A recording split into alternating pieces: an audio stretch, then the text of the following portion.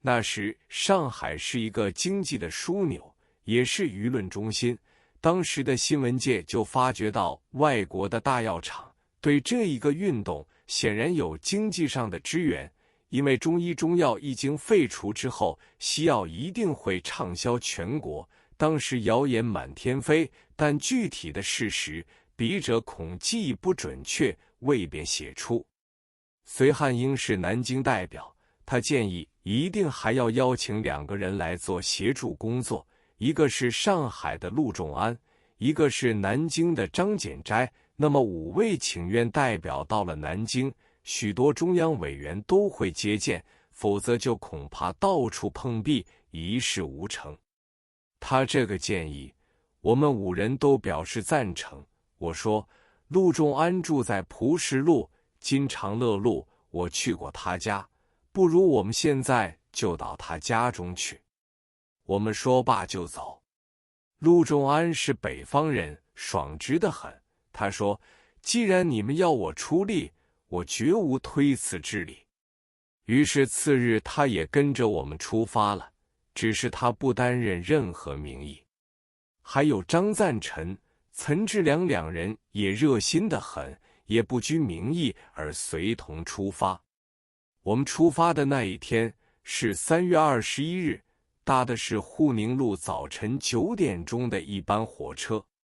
在我们到达北站之时，只见车站上已拥满中医界、中药界以及中医院校的学生、中药店的职工等，有1000多人，还有一队30多人的军乐队，大家挥动着旗帜、标语，欢呼口号，奏着激昂的军乐。我们就在这般热闹的气氛中登上火车。欢送行列中，大家高举手帕，预祝我们凯旋。当时有一位老医生蔡济平率领医药界名流40多人，排齐了队伍，齐集火车站内。作为代表全国各省出席代表恭送我们。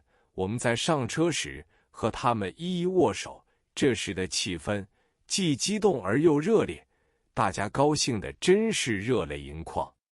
在我们代表出发前的几天之中，报纸上天天有我们行动的消息，都刊在显著地位，足见各方面对我们这一个运动的支持。这也是国民政府成立之后第一次受到舆论方面的抨击。我们出发时搭的是2等车，车票是4元几角，但是一上车就有人派给每人1沓报，包括全户大小各报，收费小洋2角，一杯龙井茶也收小洋2角。我们就一边饮茶一边看报。那时我和陆仲安会同隋汉英商讨到了南京之后，首先应向哪一个机关请愿，或者最先要拜访哪几位元老，请他们出来主持公道。我们在车厢中都宽了衣服做准备工作。正在谈话之间，忽然车厢中出现了一位苏州代表。他说，你们到苏州车站时，可以看到1000多个苏州中医药界人士都停了业，排了队在车站欢迎你们。果然不到1小时，车抵苏州，先见一片旗海，接着又听到一阵阵清脆的口号。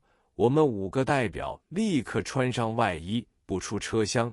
见到下车时，地上铺着一行金黄色的地毯，暗黄色是中医的标记，表示我们是《黄帝内经》的后人。我们5人下车，踏在地毡上，和群众握手言欢。我们挤在热烈的人群之中，身不由己，被他们包围，了不得动弹。他们坚决要留我们在苏州吃了午饭再走。可是这时车站上钟声当当，我们知道火车要开了，急于上车，但是越是想走，他们越是拉住不放。我们处在不能行动时，只好请那位苏州代表通知车上的陆仲安、张赞臣、岑志良，要他们先到南京，对南京车站上的欢迎群众和新闻记者说明，5位代表被苏州医药界留住了，要改坐夜车，在明天早晨才能抵达南京，借以代致歉意。于是我们5个代表被簇拥到玄妙观前松鹤楼进午餐，可是松鹤楼容纳不下这么多人，只能在2楼排满8席。